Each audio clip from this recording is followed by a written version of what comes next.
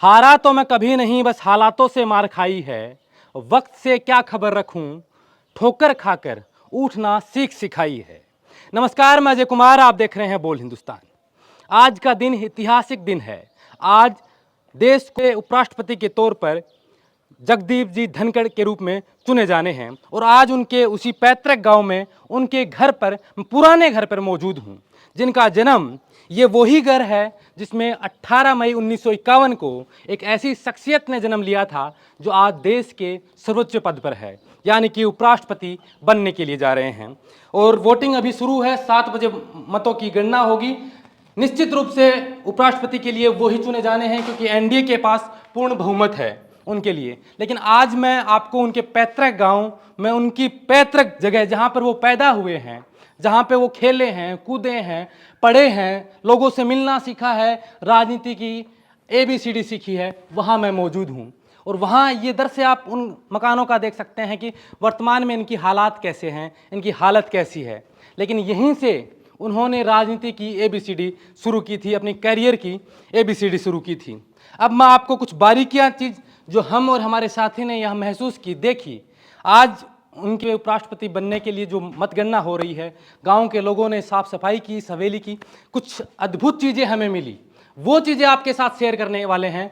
वाकई आपने कभी सोचा नहीं होगा कि उपराष्ट्रपति के घर से आपको ऐसी ऐसी चीज़ें मिल सकती हैं कि शायद अभी तो उनको भी याद नहीं होगा, क्योंकि उनके पिताजी से जुड़ी हुई चीज़ें, जगदीप धनखड़ जी के पिताजी से जुड़ी हुई चीज़ें भी यहाँ मौजूद हैं। वो आपको इस वीडियो में दिखाने वाला हूँ, तो वीडियो में आप लगातार बने रहें। एक बैठने के लिए चेयर मिली, लगभग आप सोचिए कितने साल पुराना होगा, क्योंकि इसकी हालात देखकर, इसकी हालत देखकर तो ऐसा ही लग रहा है कि वर्षों पुराना है। कोई ना कोई यहाँ जरूर बैठता होगा, हो सकता है क्योंकि वो यहीं रहते थे, तो उनमें से कभी इस चेयर पर बैठकर उन्होंने गांव के लिए कोई निर्णय लिया हो, फैसला लिया हो, या अपनी राजनीतिक शुरुआत के लिए ऐसा कुछ कदम उठाया हुआ हो।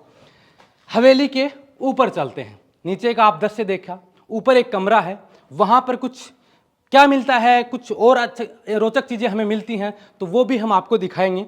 ये रास्ता 2 तरीके से ऊपर जाता है, एक इधर से, एक उधर से।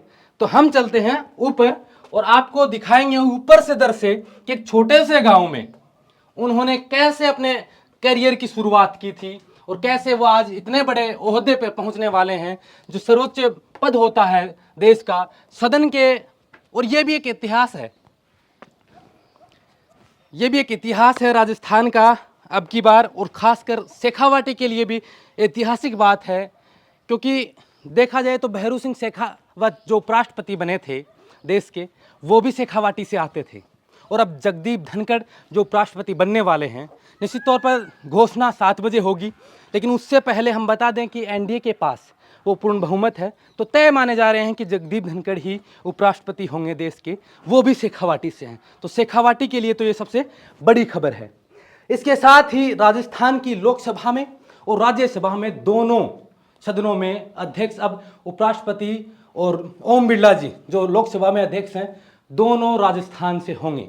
ये संयोग कह सकते हैं, वर्षों से संयोग बना है राजनीति में कि राजस्थान के दोनों सदनों में दोनों बड़े लोग मौजूद हैं। अब हम यहाँ ऊपर के कमरे में आए हैं। जो रोचक चीज़ हम आपको बताने वाले थे इस वीडियो में, वो आपको मैं दिखाने के लिए आया हूँ। ये कमरा ऊपर देखा हमने, ऐसे ही टहल रहे थे, देख रहे थे पुरानी चीज़ों को, तो ये बिखरा हुआ कुछ सामान मिला। अब इस सामान में आप देखिए कि कुछ लोक शासन की पुस्तकें हैं, कुछ लेटर हैं। ये रवाना बुक दिखाई जा रही है कि निवाई से जगन्नाथपुरी, कोई राजवीर नाम का बता रहा है।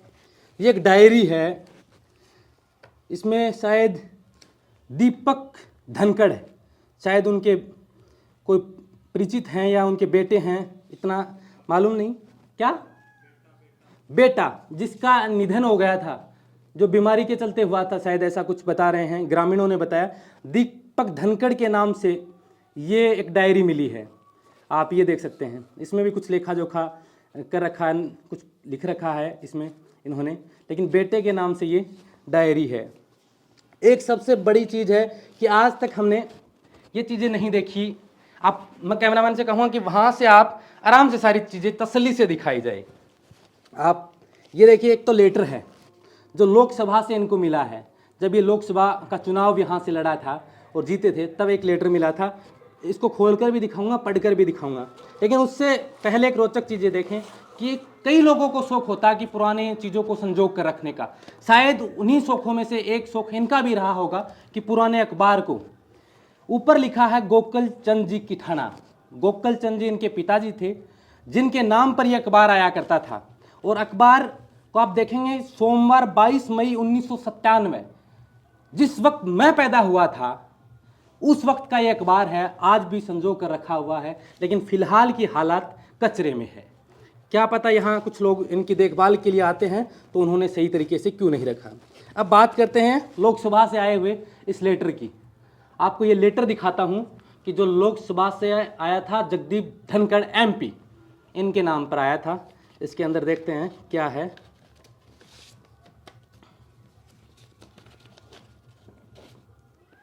ये लेटर आया था Shri TS Alwadia, deputy secretary to Shri Jagdeep Dhankhar MP के नाम पर आया था। और इसमें लिखा हुआ ये है कि आपको 1990 से 1990-91 में विधानसभा में एक कोई समिति का गठन हुआ था, उसके अध्यक्ष के रूप में चुना जाना था। इसलिए इसमें उस लेटर के लिए लिखा हुआ है कि जो अब्सेंट होते हैं लोकसभा में जिनके साथी, उन्होंने ये लेटर लिखा कि उस समिति का आपको अध्यक्ष नियुक्त किया गया है। वैसा कुछ नाम इन्होंने फिर आगे लिखे हुए हैं उन साथियों के शायद कि ये लोग हैं। और वो लेटर इनके पास आया था 18/2/90, यानी कि 1990 के अंदर ये लेटर इनको मिला है। 25 जनवरी 1990 को ये नंबर है। 25 जनवरी 1990 को ये लेटर इनको मिला था। उस समय ये लोकसभा के सदस्य थे। तो ये आपने देखा। कुछ चीज़ें और खंगाल कर देखते हैं कि यहाँ और क्या चीज़ें मिलती हैं। ये डायरी है,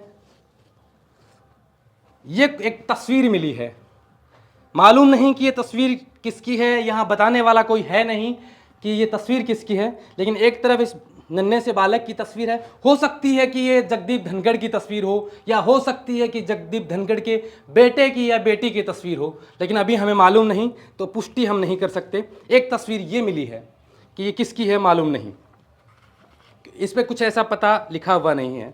आगे इस डायरी में एक तस्वीर और मिली है। ये तस्वीर आप देखिए, ये तस्वीर मिली है।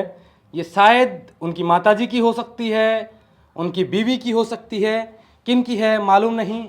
यहाँ के लोगों से हमने बातचीत की, उन्होंने भी कहा कि ऐसा तो हमें भी मालूम नहीं, हम भी आज ही ऊपर आकर देखा है कि ऐसा कुछ खंडर है। अब हम व्यवस्थाएं करेंगे। नीचे हमने साफ़ सफाई की थी, अब ऊपर भी हम साफ़ सफाई करके इसको व्यवस्थित तरीके से हम रखेंगे, क्योंकि अब ये हवेली खंडर के रूप में, खंडर की तरह ही लग रही है। क्योंकि यहाँ देखिए आप, इधर उधर सामान बिखरा हुआ पड़ा है, हर कुछ इधर निकला हुआ पड़ा है। कई चीज़ें यहाँ देखने को मिल रही है। आप देखिए, बही मिली है, जिसमें गांव में अपन देखते हैं या सेठ साहूकार होते हैं, वो अपना हिसाब किताब रखते हैं। हो सकता है कि उनके पिताजी इसमें हिसाब किताब रखें, क्योंकि गाँव के बुजुर्गों का कहना है कि उनके पिताजी यहाँ के चौधरी हुआ करते थे। और पहले गांव में चौधरी वो लोग होते थे जो गांव के बड़े बड़े फैसले करते थे। तो शायद उनके पिताजी की ये बही हो सकती है, या उनकी खुद की ये बही हो सकती है, क्योंकि उसमें काफ़ी लंबा चौड़ा लेखा जोखा है, जिसमें लिखा हुआ है, अलग अलग हिसाब किताब लिखा हुआ है। ये हमें मालूम नहीं ये चीज़ें किसकी हैं क्या है, लेकिन ये बही है, काफ़ी बड़ी हुई है। उसके अंदर और भी सामान पड़ा है। काफ़ी अखबार आया करते थे उस वक्त। अखबार आना बहुत बड़ी बात होती है गाँव में, इसीलिए यहाँ के लोग कहते हैं कि ये चौधरी हुआ करते थे गांव के। ये एक और डायरी है, इसमें अलग क्या लिखा है, बबलू का फूल और वंदन लगाने से।